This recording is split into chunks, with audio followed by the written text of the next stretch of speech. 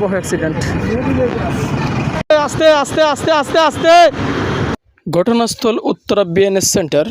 আরেকটু যদি পরিষ্কার করে বলি, গাজীপুর টঙ্গী কলেজ গেট থেকে যেই ফ্লাইওভারটা এসেছে উত্তরা বিএনএস সেন্টার পর্যন্ত, সেই বিএনএস সেন্টারের ঢালে আজকে সকালে অথবা রাতে কোনো গাড়ি অ্যাক্সিডেন্ট করে মোবিল চেম্বার ফেটে গিয়ে মোবিল সব রাস্তায় পড়ে যায় এবং সেই মোবিলগুলো পরিষ্কার না করেই তারা চলে যায়।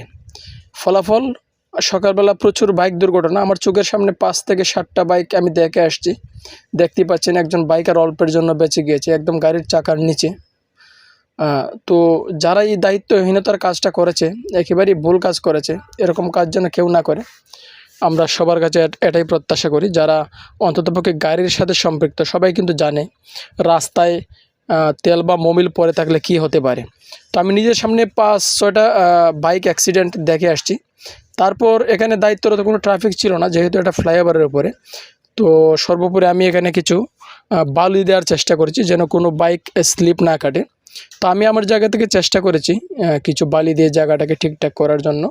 তো তারপরে আর কি হয়েছে আর দেখার সময় ছিল না, কারণ অফিস টাইম, অফিসে আসতে হবে।